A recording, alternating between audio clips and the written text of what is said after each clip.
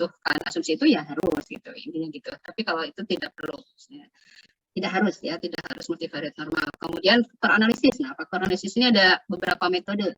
Nah, ada metode PCA berarti nggak perlu ya, nggak perlu dia membutuhkan asumsi itu, sehingga nggak perlu dites normalitasnya sebenarnya. Yang penting tidak ada outlier. Nanti juga kita akan mencoba mendeteksi outlier. Kemudian ada juga di faktor analisis itu yang menggunakan metode maksimum likelihood dalam mengestimasi itu skor faktornya ya gitu. Pada saat membuat faktornya itu, nah, sehingga ini harus dipenuhi gitu. Ya, multivariate normal ada gitu ya metode yang menggunakan menggunakan maksimum likelihood seperti itu, sehingga dia perlu dicek normalitasnya. Itu faktor analisis. Kalau inference abundant factor, nah ini udah pasti. Inference abundant factor, MANOVA, nah ini udah pasti responnya itu ya, respon variabelnya atau dependent variable gitu. Ini harus multivariate normal gitu. Karena kita nanti memanfaatkan uji-uji parametrik di sini. Statistik ujinya yang seperti yang tadi ya, propertiesnya itu didapat dari dia X-nya itu harus normal gitu. Jadi data responnya ini harus normal atau multivariate normal. Multivariate normal lah ya kalau di multivariate analisisnya. Seperti itu. Nih, berarti yang itu tuh yang membutuhkan ya, yang inference abundant factor itu sangat harus dicek gitu ya. Dicek multivariate normalnya. Kemudian kalau discriminant analysis, nah discriminant analysis juga membutuhkan multivariate normal. Karena metode yang akan kita gunakan itu metode nanti yang akan kita pelajari itu linear discriminant analysis, mensyaratkan itu multivariate normal. Nah, ada metode lain sebenarnya untuk discriminant analysis itu. Ya tidak mensyaratkan multivariate normal, ini yang model yang lebih advance. Ya, biasanya data kita kebanyakan tidak normal, kebanyakan data kita. Sehingga nanti ada data yang lebih advance yang menangani masalah ketidaknormalan itu gitu. Sehingga ada metode yang tidak perlu membutuhkan asumsi itu sebenarnya, tapi ya penghitungannya tentunya lebih rumit sebenarnya gitu ya. Kalau yang multivariate normal itu yang lebih mudah sebenarnya. Gitu. Nah, kita belajar yang mudah-mudah dulu. Tapi syaratnya ini agak berat gitu, karena harus multivariate normal. Nah, itu kita berarti harus tahu dulu di sini maksimum likelihood estimation ya, mengestimasi parameter dengan asumsi normalitas gitu ya. Kemudian harus tahu ini sampling distribution. Nah, karena di sini ada inference tadi ya, inference itu akan berbicara tentang estimasi dari parameter populasi gitu ya. Kita memanfaatkan data sampel untuk mengestimasi parameter populasi dan menarik kesimpulan dari data sampel itu gitu. Sehingga kita harus tahu apa ya sebaran dari si X bar sebagai apa tadi sampel mean factor gitu. Kemudian apa sih sebaran dari sampel covariance matrix seperti itu. Nah, itu harus tahu. Nah, ini sebenarnya mudah asalkan univariate-nya tadi udah tahu. Yang S, nah S itu sebarannya apa? Ya, kalau di univariate dia akan menghasilkan sebaran K-square, ya. K-square atau apa sebaran gamma mungkin gitu ya. K-square dikalikan sesuatu gitu. Nah, kalau gamma nanti gamma sekian, gitu ya. Nah di sini kalau multivariate dia namanya bukan lagi apa ya K-square yang seperti itu gitu ya, tapi ada nama, kalau namanya Wishart. Nah, Wishart distribution. Nah, karena tadi banyak digunakan ya data multivariate normal ini, sehingga kita harus ngecek nih sebaran multivariate normal. Jadi ada normality test seperti itu. Kemudian satu lagi data outlier itu sangat mempengaruhi normalitas nih. Jadi kalau ada outlier, ini bisa merembet kemana-mana. Pertama dari segi normalitasnya dia menjadi tidak normal sebarannya. Kemarin kita coba juga menggambar data-data kita gitu, itu kan tidak normal ya. kelihatannya itu. Bisa jadi karena outlier, bisa juga memang sebarannya tidak normal gitu ya. Gitu. Nah, data outlier juga kemarin kita lihat, oh dari korelasi nih, korelasinya itu bisa terpengaruh oleh data outlier ini. Bagaimana kalau outlier dibuang, apa yang terjadi? Itu akan menghasilkan nilai korelasi yang jauh gitu ya. Nah, kalau misalkan adanya outlier ini menyebabkan nilai R-nya itu berubah menjadi mendekati 0 kah gitu ya, pokoknya dia sangat sensitif gitu ya terhadap outlier yang data korelasi itu. Nah, seperti jadi kita perlu mendeteksi outlier di sini. Nah, oke, yang terakhir ini transformasi agar mendekati normal. Ya, oke, jadi penanganan normality bisa juga kita lakukan transformasi, atau kalau data outliernya sedikit gitu, kita bisa membuang datanya, mungkin gitu ya. Ya, oke. Tuh, nah univariate ke multivariate ini sebenarnya rumus aja ya kan. Bedanya apa sih kalau dari segi rumus itu?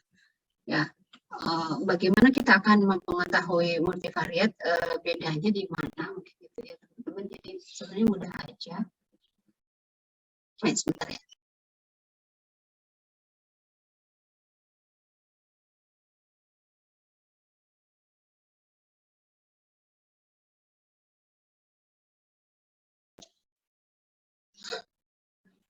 Nah, bedanya kan kita punya datanya berupa vektor dan matrik ya. Oke, kemarin misalkan ya satu observe ini, kita pandang satu observe itu memiliki sebaran multivariate dengan dimensi P ya. P-nya ini banyaknya variabel. Dimensi P dengan min-nya mu-nya min vektor di sini. Dan matrik covariance sigma gitu. Nah, kalau di sebaran univariate kan gini, kita lihat ya. Nah, ini normal minnya mu varian sigma kuadrat. Yang berupa nilai skalar ya. Terus kita lihat diperhatikan di sini 1/2pi sigma. Nah, kalau yang multivariate kita bisa menulisnya ini sebanyak P ya. 1/2pi pangkat P/2. P ini banyaknya variabel. Kalau yang di atas 2pi pangkat 1/2, jadi P-nya 1 ya. Oke, berarti satu random variabel itu yang atas. Itu. Kalau yang bawah ini kan terdiri dari banyak random variabel ya. Ya, jadi satu observe itu ada P variabel kan. Sehingga 2pi pangkat P/2. Gampang mengingatnya mungkin seperti itu. Kemudian yang ini kan dia sigma aja. Nah, kalau di sini determinan. Jadi ini sebenarnya skalar ya. Biar jadi skalar, jadi matrik varians, matrik covariance-nya kita cari nilai determinannya. Ini hasilnya dari mana? Akar dari sigma kuadrat ya, akar dari varians. Nah, ini juga akar dari matrik kovarian. Tapi kalau akar matrik kovarian jadinya dia matrik. Nah, padahal yang ini adalah harus skalar gitu, sehingga ini determinannya. Determinan matrik kovarian pangkat setengah. Jadi ini hasilnya skalar yang ini. Nah, sementara yang di sini, nah ini kalau di sini ini juga hasilnya akan skalar juga sebenarnya nanti hasilnya. Karena apa? Lihat ini X min mu transpose ya. X min mu transpose kali sigma inverse kali X min mu, ini nanti hasilnya akan skalar juga. Ya, tapi ini vektor ya. Ini satu observe ya. Ini vektor, yang ini inverse matrik dari covariance. Kemudian ya X min mu. Kalau ini kan X min mu kuadrat ya. Kita lihat di sini X min mu kuadrat. Dalam bentuk vektor dan matrik ya, kita bisa menulisnya X min mu transpose kali X min mu, kan harusnya gitu. Tapi karena dibagi dengan variansnya di sini, nah variansnya kita kan sekarang matrik kovarian ya, maka kita bagi dengan inverse matrik. Cuma di sini merupakan perkalian ini apa nih? Ini vektor ya, X min mu vektor. Dia dimensinya apa? 1 kali P ya, yang di sebelah sini. Ini 1 kali P, 1 kali P, mana ya? X-nya ya, 1 kali P. Awalnya P kali 1, kemudian ditranspose jadi 1 kali P. Nah, jadi yang ini matriks 1 kali P, yang ini P kali P, yang ini P kali 1, sehingga nanti jadi 1 kali 1 ya. Jadi skalar. Seperti itu. Oke. Coret-coret. Ya. Nah, jadi untuk memudahkannya, ini sebenarnya jauh beda ya dengan si ini univariat gitu. Bedanya, ini dalam bentuk vektor dan matrik. Tapi hasilnya jadi skalar juga ya. Hasilnya jadi skalar juga. Gitu. Oke. Nah, kemudian kalau 2 P-nya, nah ini tinggal operasikan aja sebenarnya. Kalau 2 berarti matrik kovariansnya bentuknya kan gini. Matrik kovariannya kan seperti ini kalau 2 ya kan. Ada varians, masing-masing variabel, dan ada covariance. Determinannya kita bisa mencarinya. Nah, kita buka aja gitu determinan dari matrik kovariannya itu. Kemudian inverse-nya kan karena masih 2 kali 2 ya, mudah mencarinya menjadi seperti ini. Nah, sehingga nanti kita akan dapatkan bentuk ininya jadinya seperti apa kalau dia bivariat gitu. Nah, ini rumus umum ya, rumus umum artinya jadi rumus ini berlaku baik X-nya ini sering berkorelasi ataupun tidak. Nanti kalau tidak berkorelasi berarti rho-nya 0 ya. Nah, kalau nilai rho-nya 0 kan berarti matrik yang ini isinya nanti kan 0 ya. Gitu. Jadi rho-nya ini 1 aja, 1 0 0 1 gitu. Matrik diagonal yang isinya 1. Nah, seperti itu ya. Itu kalau antar variabelnya independen gitu. Nah, jadi ini kita pandang tadi per observe gitu. Per observe-nya seperti itu. Nah, ini matrik yang di sini ini sering disebut kalau di kasus multivariat sering disebut the square of generalized distance. Jadi distance ya, jarak kan kemarin kan belajar itu ya. Ternyata si deviasi itu rumusnya ini kan, benar nggak? Ini kan jarak nih, jarak kuadrat ya, square distance. Jarak kuadrat dari nilai observe ke perataannya. Gitu. Nah, itu matrik itu. Nah, kalau di sini juga sama. Ini apa sih? Nanti ini square distance from X to mu in standard deviation unit. Dalam bentuk standar deviasi, kalau yang atas ini. Ya. Oke, sama ya. Oke, ini atau disebut juga statistical distance. Gitu. Statistical distance itu rumusnya kayak gini. Jarak terhadap rataannya yang distandarkan terhadap variansnya ya, atau standar deviasinya. Itu statistical distance. Ya. Sehingga bivariat normal kalau kita hitung tadi, bentuknya menjadi seperti ini. Ya, hafal ini yang mana sih Bu? Nggak usah dihafalin ya. Nah, dipahami saja gitu. Dipahami saja. Nah, mungkin ini juga sudah belajar ya, Stadtman. Multivariat normal. Oke, nah propertinya ini tidak jauh berbeda dengan properti di univariat. Ya. Ini yang pertama tentang yang kombinasi linier. Kalau tadi itu yang contohnya X1 min X2 ya. Ini juga bisa juga dalam bentuk penjumlahan gitu. Dalam bentuk penjumlahan sehingga dihasilkan kalau ada kombinasi linier, maka ini sebarannya juga tetap normal gitu. Kalau sumber si X-nya ini tadi dari awal normal ya, seperti itu. Nah, oke, kemudian yang ini yang seperti apa? Ini standarisasi tadi ya. Nah, cuma dalam bentuk vektor dan matrik menjadi seperti ini ya teman-teman. Kemudian yang ini Z kuadrat jadi Z transpose Z ya. Kalau kita tulis, nah ini seperti ini. Tuh, kenapa kemarin nanti elipse ini dari nilai K square gitu ya. Nah, karena itu hasil dari ternyata itu merupakan ini ya, matrik ini. Nah, ini adalah Z transpose Z atau kalau di univariatnya Z kuadrat sebenarnya K². Derajat bebasnya karena tadi sebanyak P variabel ya, berarti derajat bebasnya sebanyak P. Nah, itu. Oke. Ya. Kalau pembaginya ini matrik covariance populasi ya, ini menjadi Z. Tapi kalau pembaginya matrik sampel covariance, berarti jadi apa? Jadi T, gitu ya. Oke, nanti seperti itu. Nah, kalau T dikuadratkan jadi F. Nah, itu ya. Ini juga demikian. Oke, nah yang ini sekarang.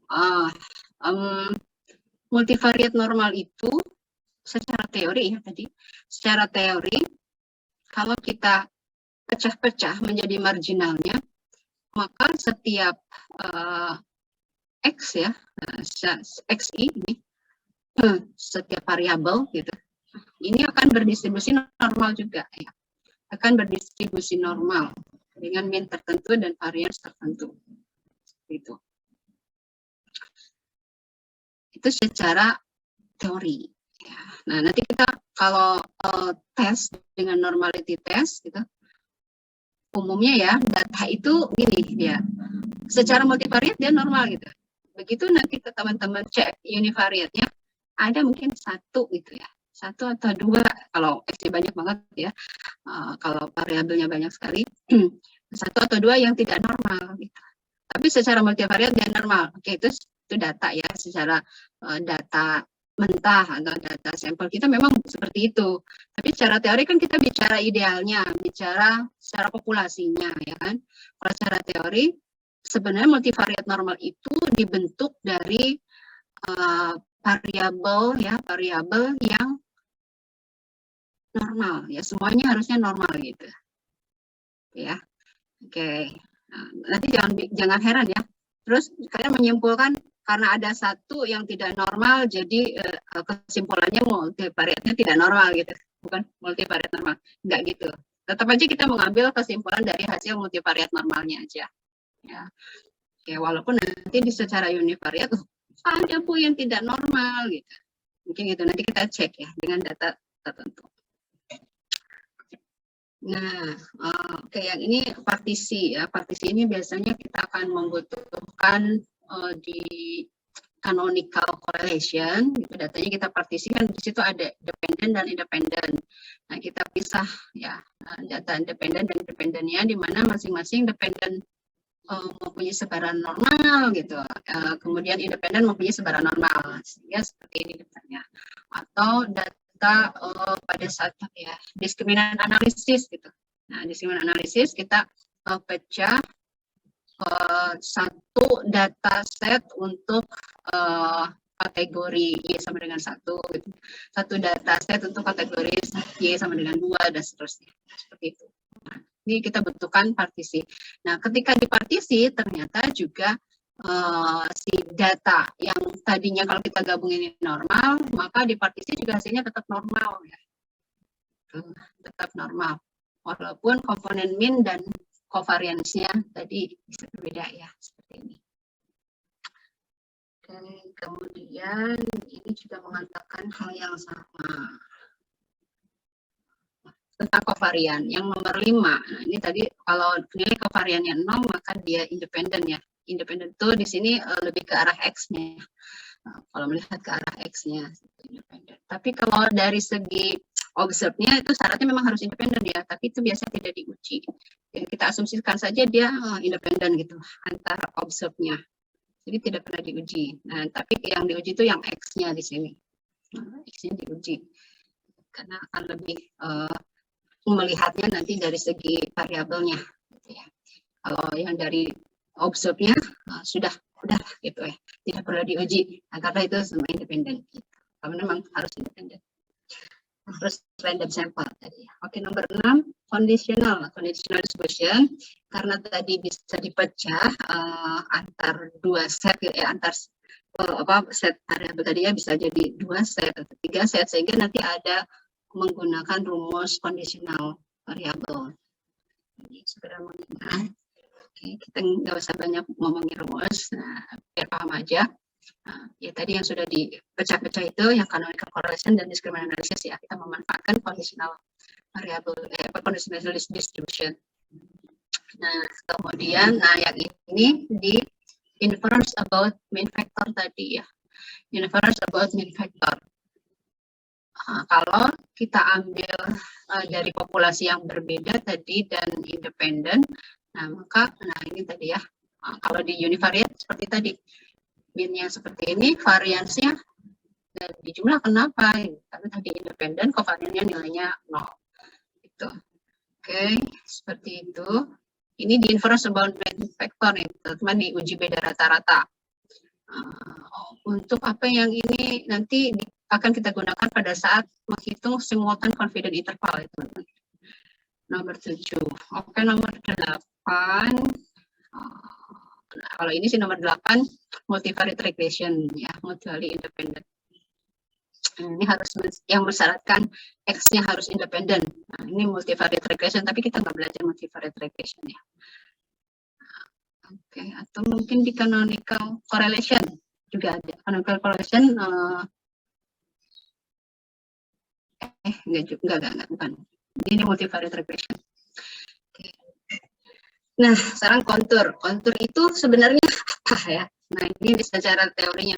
Kalau kemarin kan kita tinggal ngeran aja ya, ya tinggal ngeran, bentuknya seperti itu. Nah, sebenarnya kontur itu adalah elips-elips itu ya, bentuk-bentuk elips-elips. Nah, elips itu dibentuk dari apa? Nah, ini kalau kita lihat, oh ini kan tadi Z transpose J ya, Z transpose J sebenarnya K square. Gitu. Ini data kita yang sudah kita standarkan ya, atau untuk melihat jarak ya, jarak antar observe-nya ke rataannya si elips-elips itu ya. Nah, untuk melihat itu gitu, sehingga di kontur ini nanti fungsinya kita akan melihat titik-titik ini ya, titik-titik observasi ini dia jauh enggak sih dari rataannya sehingga keluar dari kontur yang ditetapkan gitu. Nah, ada elips yang ditetapkannya ya. Kalau kontur-kontur yang data terhadap ininya tetap ya, data kita nanti dihitung jaraknya terhadap rataannya, kemudian distandarkan dengan metrik covariance-nya kan gitu, seperti itu. Nah, ini ngitungnya gimana caranya? Nah, itu kontur itu ya, elips-elipsnya tadi sebenarnya bisa dihitung, kemarin sudah disinggung sebenarnya ya. Dia pertama kita tentukan dulu titik yang akan dituju, yaitu titik mu kan gitu. Titik mu ini seperti apa? Berarti ini hanya 2 dimensi dong. Iya, betul. Ini hanya menggambarkan 2 variabel. Kalau sudah 3 variabel nggak bisa ya. Menggambarkan konturnya udah sulit mungkin ya, gimana kontur 3 dimensi. Nah, jadi ini 2 variabel ya, biasanya bivariate tadi ya. Bivariate saja, hanya 2 variabel. Kemudian pertama kali untuk membentuk elips-elipsnya atau kontur-konturnya ini, tentukan dulu titik mu-nya, gitu. Tentukan dulu titik rataannya. Nah, mungkin mu-nya kita substitusi dengan estimatornya, dengan X-bar-nya. Gitu. Jadi kita tentukan dulu X-bar-nya.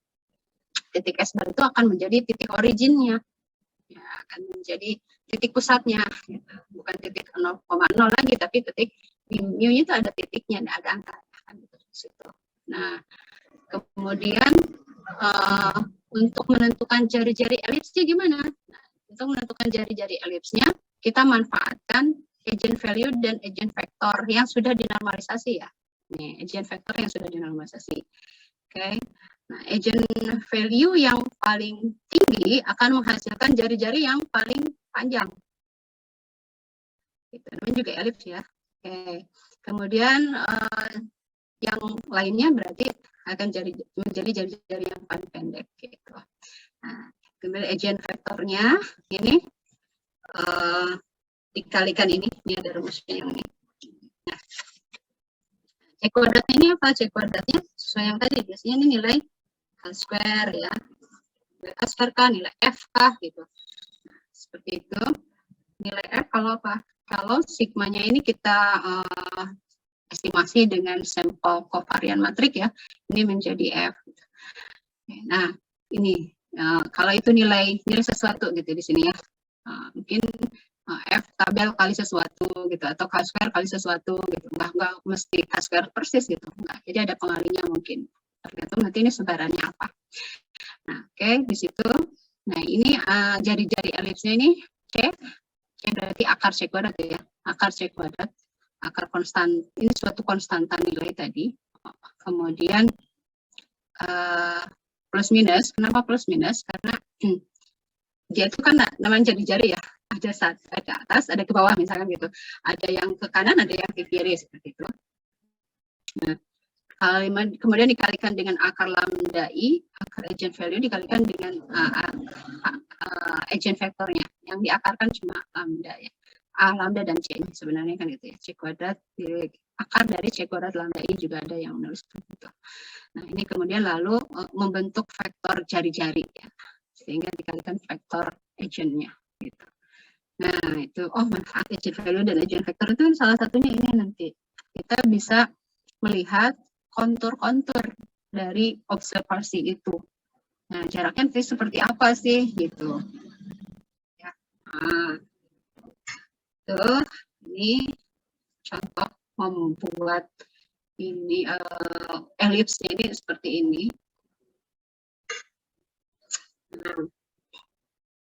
Oke, jika C kuadratnya adalah K square dengan derajat bebas P dan alfanya ditentukan, berarti ini kan K square tabel ya. Menjadi C kuadratnya ini adalah itu. Nah, maka si elip-elipnya itu tadi dibuat dari cari dulu eigenvalue dan eigenvektor dari matriks ini ya, covariance. Nah, nanti kalau sudah diestimasi berarti jadi apa nih? Jadi ini F nanti ya, nilainya beda ya. Oke, seperti itu. Nah, kalau mu-nya, ya mu-nya bisa diestimasi dengan X bar. Nah, yang dihitung eigenvektor cukup matrik yang ini ya. Nah, yang berupa matrik cuma ini. Yang lainnya kan vektor. Nah, kayak eigenvalue dan eigenvektornya bisa dihitung dari situ. Nilai ini C-nya dari tabelnya. Nah, oke. Jadi ini nanti kontur ini juga akan bermanfaat pada saat kita menentukan simultan confidence interval. Nah, sehingga kita juga bisa mengambil kesimpulan dari sini, apakah dia tolak nol atau nggak tolak nol gitu. Ini bisa jadi alat ya, betul kita melakukan penolakan H0. Nah, sekarang kalau kita lihat bentuknya, kalau bentuknya bukan elips ya, ini menunjukkan bahwa tidak ada korelasi antar variabel, berarti independen antar X-nya nih. Kalau dia membentuk elips atau elipsnya semakin mendekati garis lurus, misalkan seperti ini, semakin kecil elipsnya semakin mendekati garis lurus, berarti korelasinya semakin tinggi. Nah, ini arahnya kalau ke atas miring seperti ini positif, kalau ke bawah nanti bentuknya miringnya ke bawah jadinya seperti itu. Oke. Kemudian kalau kita lihat nih lambda tadi ya, lambda itu. Lambda itu menunjukkan, ya kalau kita lihat, oke, saya hapus dulu.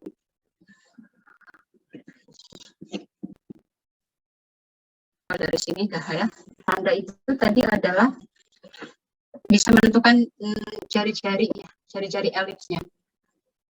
Nah, kenapa lambda 1 itu menggambarkan proporsi varians yang terbesar?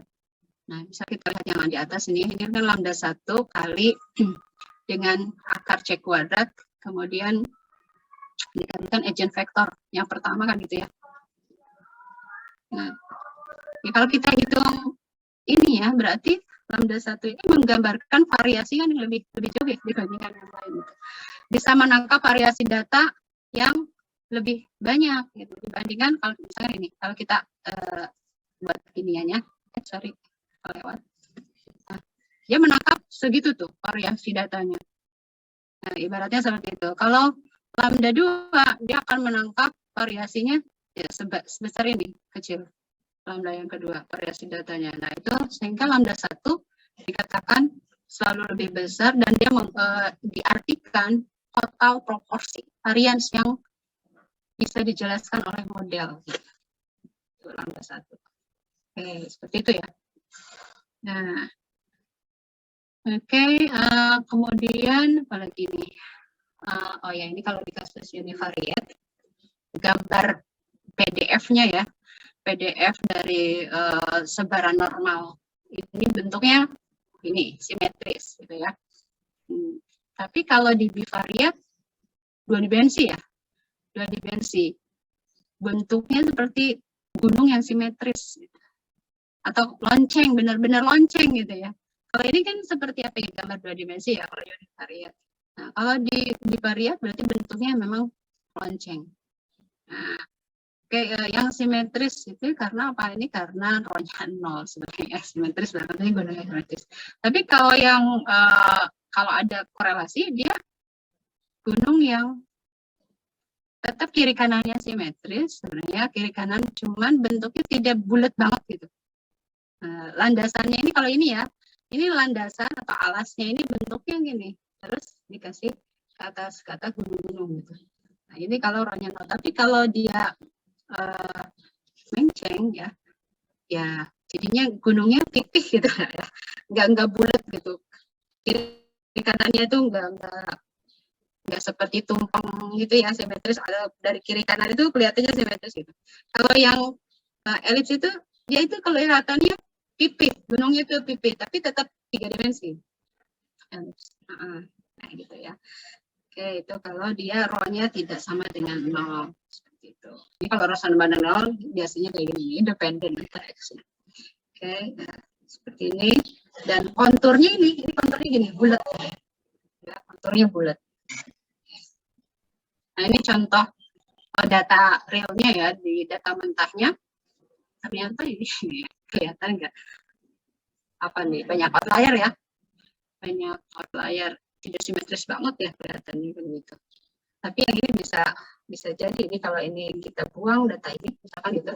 Nah, bisa jadi yang itu masih dianggap simetris walaupun agak menceng-menceng ke bawah sini ya kelihatannya.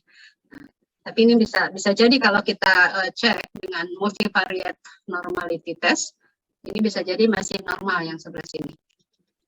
Nah, tapi kalau ada data ini dimasukkan menjadi tidak normal karena kalau kita lihat ini dia banyak outlier, data-data outlier, titik pusatnya ada di mana?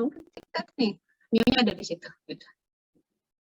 Nah, seperti itu ya. Kalau data mentah itu seperti itu.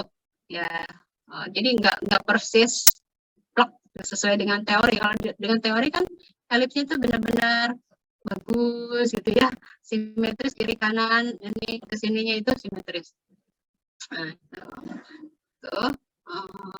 Tapi kalau kita buang ini tadi, ini masih kemungkinan ya, masih kemungkinan dia multivariate normal.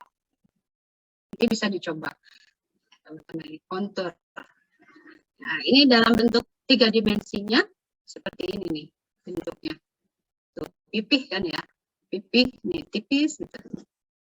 Kayak jurang, kayak jurang-jurang tebing-tebing gitu ya. Nah, ini terlihat ada beberapa titik di sini yang menunjukkan dia ada outlier. Ya. Nah, maksimum likelihood saya mungkin lewatin ini. Teman-teman nggak perlu tahu bagaimana menurunkannya, tapi ya nggak perlu tahu, maksudnya tidak perlu harus menguasai, tapi harus tahu intinya gitu. Ya, bagaimana ini caranya sebenarnya nggak jauh berbeda ya, nggak jauh berbeda dengan univariate, hanya saja butuh beberapa teorema gitu ya pada saat menurunkan fungsi likelihood-nya. Oke, ini tadi ada random sampel sebanyak N tadi ya, yang masing-masing random sampel mempunyai sebaran multivariate normal dengan dimensi P, seperti itu. Nah, kalau likelihood itu kan join PDF random sampel ya, perkalian dari FXJ ya, seperti ini. Sehingga dapat itu. Nah, ini butuh teorema-teorema ini untuk menghasilkan apa sih turunan dari likelihood. Nah, ya, atau di aljabar linear dapat atau tidak rumus-rumus ini. Gitu. Oke, mungkin nggak perlu paham banget, tapi asal tahu saja. Ini kita memanfaatkan rumus-rumus ini. Di Johnson nggak ada nih ya, di Johnson nggak ada. Ini saya dapatkan dari beberapa literatur yang lain. Nah, sehingga ini saya coba turunkan MLE-nya dengan konsep di StatMat ya. Nah, kita akan dapatkan nanti kalau kita turunkan terhadap min-nya, min mu, maka kita akan dapatkan ya, kemudian disembandingkan 0 turunannya, kita akan dapatkan mu cap-nya adalah x bar juga ya, vektor x bar. Nah, MLE dari mu itu hasilnya adalah mu cap sama dengan vektor x bar. Seperti ini. Kemudian kalau kita turunkan terhadap matriks covariance, gimana Bu caranya menurunkan ya? Oke, nanti dilihat saja bagaimana. Ini sebenarnya kita turunkan terhadap varian saja ya. Kita lihat sini, nilai varian saja. Nah, kemudian kita akan dapatkan nanti hasilnya agak rumit ini. Mana nih? Nggak dapat. Cepetan. Nah, hasilnya nih ya, sama ya. Hasilnya dengan yang univariat seper n sigma xi kuadrat kan x min mu kuadrat. Nah, ini kalau dalam bentuk vektor kan seperti ini, xj min mu kali xj min mu transpose. Nah, seperti ini ya, seper n kali ini maksimum likelihood. Nah, dan berdasarkan teorema di StatMat juga kita dapatkan bahwa MLE yang ini nih untuk yang estimator covariance matrik ini dia mempunyai sifat yang bias ya, sehingga yang unbiasnya apa? Nah, kita memanfaatkan rumus dari sufficient statistik. Nah, kalau pakai sufficient statistik untuk mu-nya nanti sama dengan si x bar itu ya. Oke, dan x bar ini adalah yang UFU, jadi yang paling baik ya, estimator terbaik bagi mu dan estimator terbaik bagi matrik covariance-nya seper n1. Nah, ini sama ya, senada dengan yang univariate, sama gitu, cuma bentuknya saja vektor dan matrik yang bikin pusing ngelihatnya gitu ya. Tapi pahami ini sama ya, sama aja ya. Sehingga kita memanfaatkan mu cap-nya ini adalah x bar dan sigma cap-nya ini adalah tadi seper n1 ya, kali sigma dari xj min x bar kali xj min x bar transpose. Itu yang akan kita pakai seterusnya ke depannya, karena itulah yang estimator terbaiknya. Oke. Tapi kalau n-nya besar gimana Bu? Kalau n-nya besar boleh sebenarnya dua-duanya, karena ketika n besar sifat dari si sigma cap seper n tadi ya, dari MLE itu ini mempunyai sifat secara asimptotik, asymptotically dia unbiased ya, secara asimptotically dia juga mempunyai konsisten ya, sifat yang konsisten. Artinya variasinya itu semakin kecil kalau n-nya semakin besar ya, semakin kecil menuju 0 gitu, konsisten, mempunyai sifat yang baik, sehingga kalau n-nya besar kita bisa pakai seper n atau seper n satu sama aja, boleh. Tuh, terus secara aplikasinya begitu tuh ya. Kalau di StatMat kan benar-benar dihitung gitu ya, dibuktikan. Kalau ini kita cukup tadi mengetahuinya. Oke. Nah, ini sampling distribution-nya tidak jauh berbeda dengan kasus univariate tadi ya. Nah, hanya dalam bentuk multivariate. Kemudian ini ada tadi sebaran wisat ini apa? Sebaran wisat itu analog dengan sebaran K-square. Jadi K-square-nya multivariate dah gitu, itulah wisat. Gitu. Ibaratnya seperti itu ya. Nah, kalau di univariate kan n-1 kali S per sigma kuadrat, masih ingat? Dia kan mempunyai sebaran K-square. Kan? Nah, kalau ini karena multivariate ya S-nya ini berupa matrik, maka sebarannya sebaran wisat. Sama aja Bu ya, gitu ya, iya sama. Nah, coba oke. Nah, multivariate central limit theorem. Oke, ini nanti ya ada beberapa metode yang memanfaatkan ini central limit theorem. Artinya kalau n-nya besar, tadi ya n-nya besar, maka sebaran ini ya, sebaran ini akan berdistribusi K-square tadi ya. Nah, bedanya yang tadi kan ini wizard ya. Wizard ini berarti covariant matrix. Kalau ini udah skalar nih ya. Kalau kita kali-kalikan ini kan skalar. Ya. Nah, ini akan berdistribusi K-square dengan derajat bebas P gitu. Nah, ini kalau syaratnya N-nya besar. Jadi kadang-kadang kita memanfaatkan sebaran K-square di uji ANOVA gitu, tidak pakai F, ya, tapi pakai K-square karena N-nya besar. Kalau N-nya kecil, ya pakainya F. Oke, itu. Oke, mungkin itu, ini wizard. Oke, ini wizard tadi ya. Nah, detecting outliers. Kalau mendeteksi outlier. Oke, ini penting ya. Deteksi outlier ini, semua multivariate analisis ini membutuhkan ini.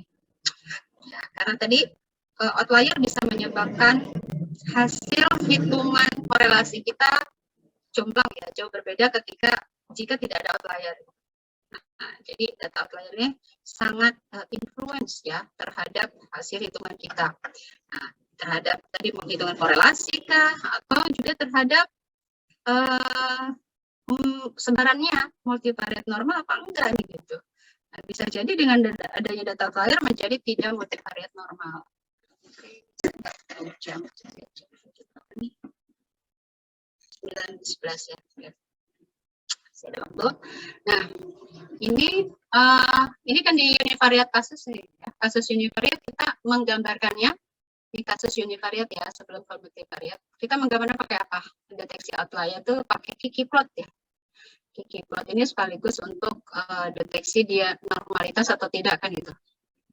Nah, ini pada prinsipnya Kiki plot itu dia menggambar apa sih? Gitu. Dia sebenarnya menggambarkan tadi jarak ya. Sini jarak titik-titik terhadap perataannya ya gitu. Kemudian disandingkan dengan kuantil dari sebaran normal baku di sini. Nah, kalau di kasus multivariate nanti disandingkannya dengan nilai kuantil atau nilai di situ nilai K-square tabel gitu.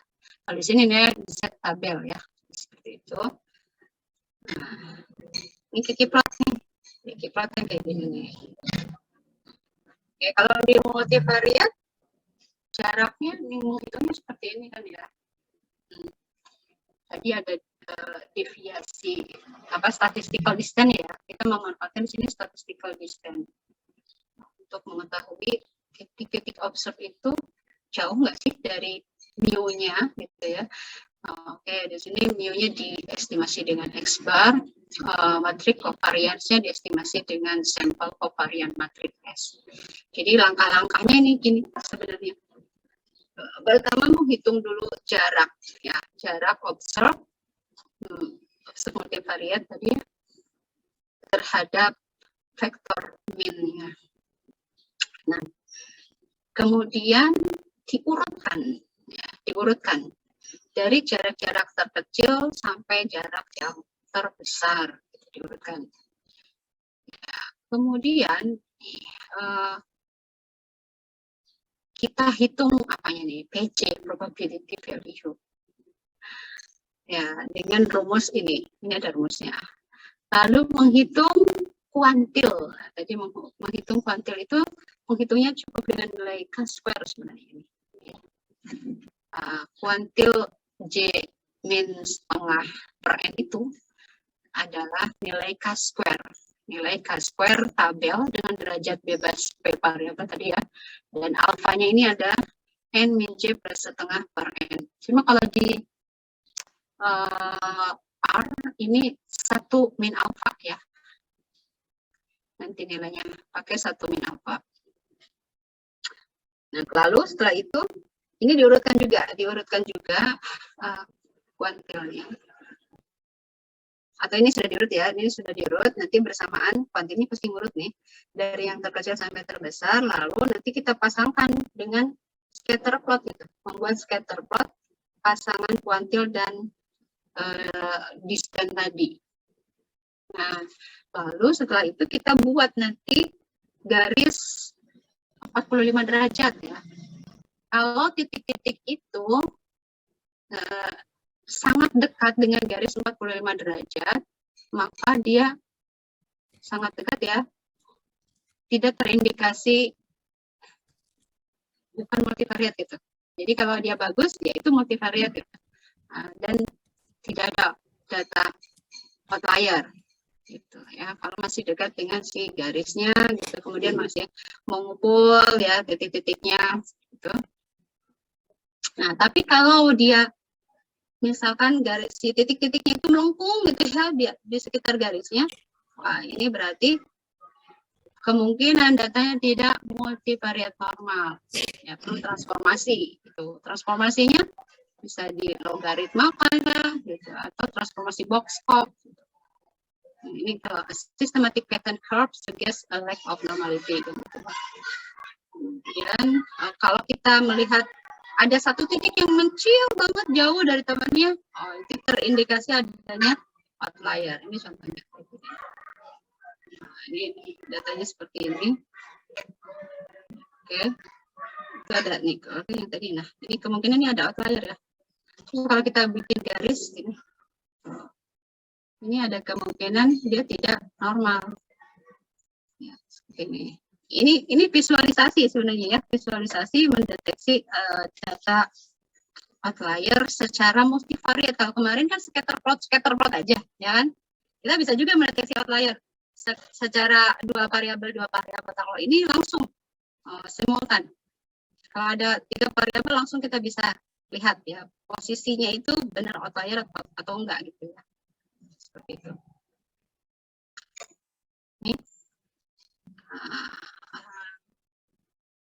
Ini dari Johnson ya.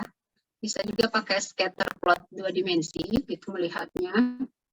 Ini scatter plot 2 dimensi seperti ini. Tapi ini tadi hanya dua variabel yang kita lihat. Gitu. Ya, kalau yang pakai yang tadi yang Kiki plot Chi-square plot, kalau pakai Chi-square plot ini bisa langsung simultan ya sebanyak P variabel. Nah, bisa juga ini cara mendeteksi outlier ya, bisa juga dia dilihat dari nilai Z-nya. Kalau dia nilai Z itu datanya dikurangi dengan rataannya dibagi dengan akar variansnya gitu. Ini nilai Z-nya itu kalau jauh banget nilainya besar banget tapi kan subjektif ya.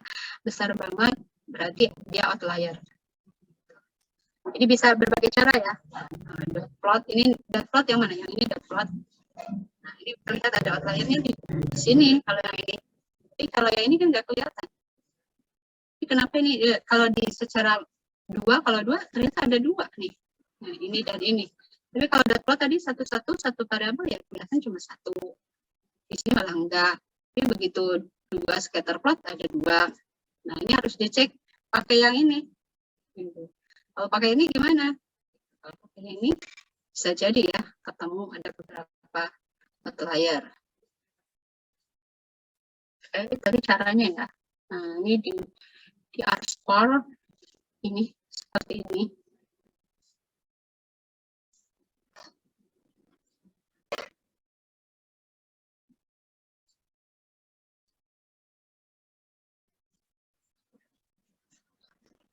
Oke. Ini saya tutup aja. Ada transformasi. Ini transformasi itu kalau tadi kedetek ya. Ini kayaknya nggak normal gitu ya. Kedetek tidak normal. Kemudian bentuk Chi-square plotnya itu melengkung. Betul transformasi yang mana? Nah, ini pakai box aja coba gitu ya. Ini kalau yang diakarkan belum tentu kan ini. Ini bisa juga transformasinya ada yang diakarkan, ada yang dilogitkan, ada yang begini kan ada. Ini ada macam-macam transformasi. Nah, ada juga yang transformasi box plot seperti ini. Nah, cukup dilenkan kalau dia lambdanya 0. Jadi nanti dicari dulu lambdanya. Terus ini gimana? Dia univariate. Nah, lebih kalau kita sarankan pakai yang univariate. Kalau X-nya ini yang ada outliernya di X1 gitu. Ya, berarti yang cukup yang di X1 aja yang ditransformasi gitu. Bisa seperti itu. Nggak usah semuanya.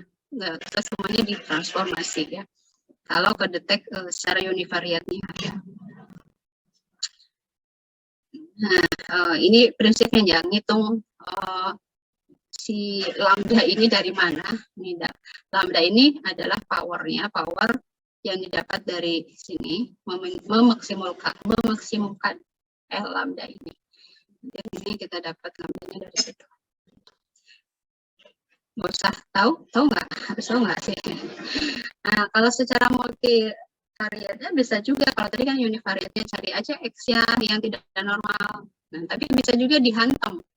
Ada satu X doang yang tidak normal, tapi bisa juga kita hantam semuanya ditransformasi gitu.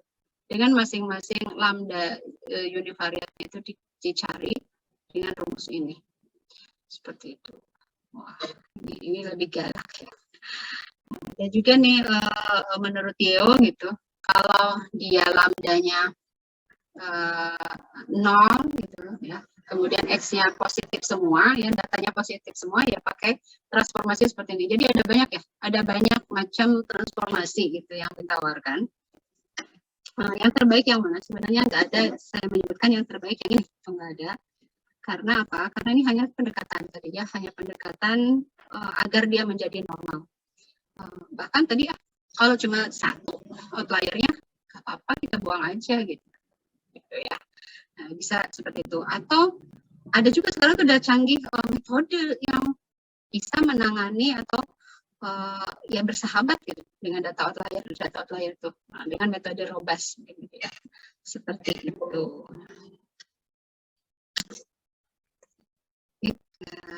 Kemudian seperti itu. Kemudian saya share apa tadi itu R ya.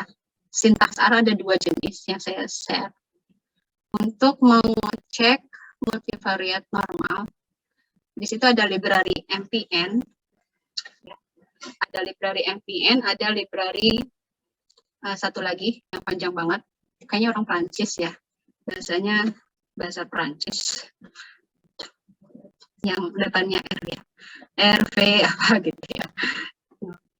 Kayaknya yang terbaru dari biostatistik ya, jurusan biostatistik itu yang membuat sintaks itu. Yang selama ini ya, sebelum ada si RV itu, selama ini digunakan MPN ya untuk mengetes atau mengecek multivariat normal. Kalau teman-teman mau bikin sendiri, lumayan berat karena teori statistiknya harus dapat. Nah, mungkin saya share sedikit. Masih ada waktu nggak? Jadi responsi itu ya, silakan mulai bisa dari sekarang responsinya. Ya. Nah, oke, yang ini saya sedikit menyinggung dulu. Kalau ini R jurnalnya ya, yang saya share yang MPN. Tapi kalau nanti teman-teman butuh manualnya, bisa searching aja MPN in R gitu kan, bisa dapat ya. Nah, di sini ada banyak metode di MPN ini untuk mengetes multivariat normal. Oke, kita lihat di sini, nanti dicoba ya teman-teman ya. Library MPN, silakan boleh R-nya dibuka, di install MPN. Nah, ini ada data iris, dicoba, mungkin seperti itu, seperti di jurnalnya.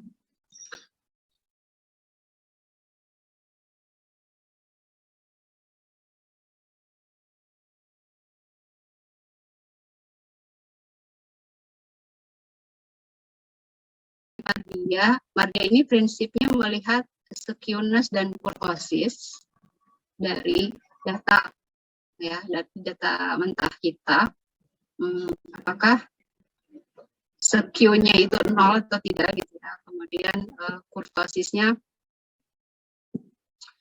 keruncingannya ya, dari segi keruncingannya ini seperti apa gitu, melihatnya seperti itu.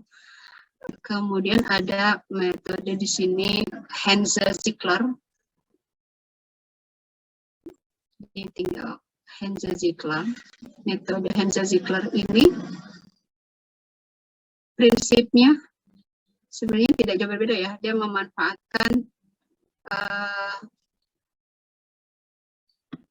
skewness juga di sini. Kemudian yang sering dipakai sebenarnya ini Royston. Royston itu dia memanfaatkan Shapiro-Wilks. Jadi kata dia tadi saya baca, dia memanfaatkan Shapiro-Wilks. Royston ini. Di mana di atas mungkin ya. Jadi baca sih di atas. Oh ini implementation berarti di atasnya. Ini. Nah ini dia. Ya, si Hansa Ziegler ini tadi log normal ya, membandingkan log normal atau tidak gitu. Ya berarti kemencengannya, skew-nya. Nah ini Royston. Nah Royston ini kelihatan di sini. Nah, nih, ini Royston ini menggunakan Shapiro-Wilks. Nah, ini Shapiro ini memang terkenal ya di kasus univariate pun. Ketika kita mengecek normalitas data univariate, tadi ada banyak metode ya. Ada suatu jurnal yang mengatakan bahwa yang Shapiro ini menghasilkan power yang paling tinggi dibanding tes yang lainnya. Gitu. Jadi banyak digunakan yang Royston ini. Tuh, cuma lebih galak dia. Hasilnya lebih galak, jadi banyak yang nggak normal gitu. Akhirnya beralih ke yang nggak galak itu, tapi tadi powernya kecil. Dan pengennya kan normal gitu ya. Gitu. Oke. Nah kalau di sini, ini banyak banget ini. Ini ternyata ada ANOVA-nya juga di sini, ada MANOVA banyak. Kalau yang tadi ada chi-square plotnya ya, di sini bisa dibuat chi-square plotnya. MPN bisa juga ya chi-square plotnya. Nah, nanti dicek lah ya itunya R-nya. Nah kalau enggak nanti teman-teman dicoba dengan data milk ya. Di Johnson itu ada data tentang truk pengangkut susu. Nanti disebutnya data milk. Nanti di searching. Saya lupa di sebelah mana ya. Oke, saya tutup dulu. Nah, itu tugasnya ya. Oke, jadi tujuannya sebenarnya ya, harapannya nih setelah mempelajari multivariate normal, karena kita akan menggunakan sebaran ini di beberapa metode analisis multivariate, maka harus menguasai ya, mengecek data itu multivariate normal atau tidak, mungkin itu ya harus tahu. Kemudian mendeteksi outlier, bisa berbagai cara tadi ya. Bisa dengan cara dot plot itu satu variabel dilihat.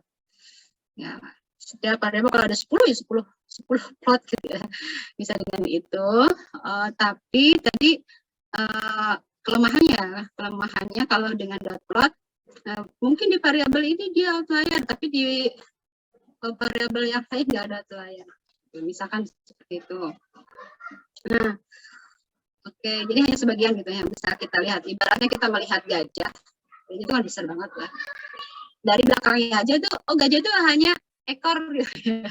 Hanya berupa tali. Gajah itu kan seperti ular ya gitu. Nah, berarti seperti itu ya kalau kita parsial.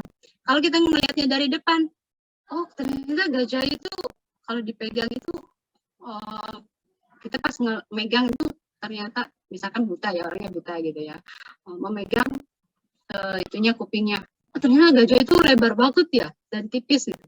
Ternyata yang dipegang kupingnya itu orang buta. Ibaratnya seperti itu. Artinya kalau kita parsial ya, jadi hasil kesimpulannya bisa bias ya. Itu kalau dot plot. Nah, scatter plot juga sebenarnya demikian. Tapi bisa mendeteksi, melihat itu secara visualisasi. Ada nih outlier gitu.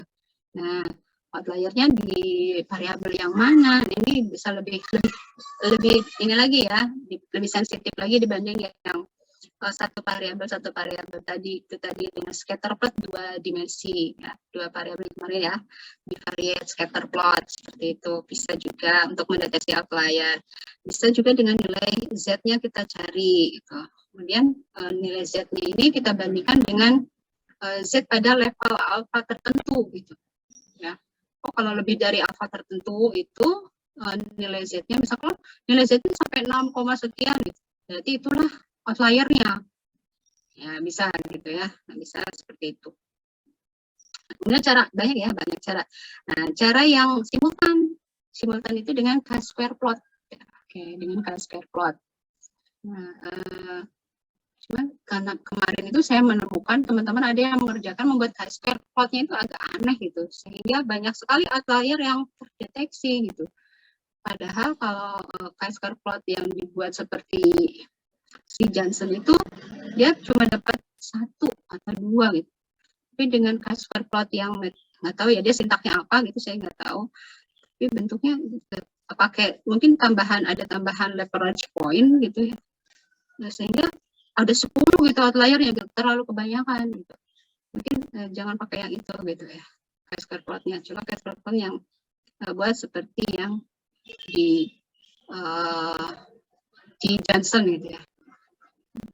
Oke. Saya tantang ya teman-teman bikin sintaksnya kalau bisa. Lalu nanti silakan bandingkan dengan chi-square plot di NPM tadi ya, kayaknya ada chi-square plotnya. Nah, kemudian ya itu ada beberapa ya tadi mendeteksi outlier. Yang multivariate normalnya, multivariate normalnya juga dilakukan apakah outliernya itu menyebabkan, kalau dia terdeteksi ya, kalau terdeteksi adanya outlier, apakah outlier tersebut menyebabkan data menjadi tidak multivariate normal. Jadi di tes ya dengan menggunakan multivariate normal test. Nah, tadi ada 2 library, silakan dicobakan dua-duanya dan berbagai metode silakan dicoba.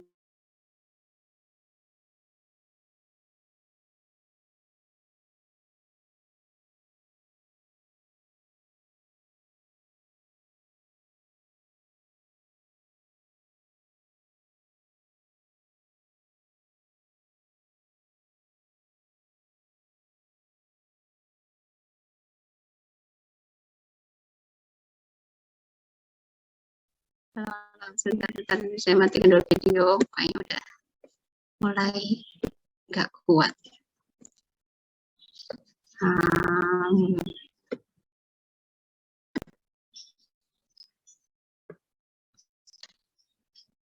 Halaman berapa ya? Multivariate. Di Johnson ya, teman-teman ya.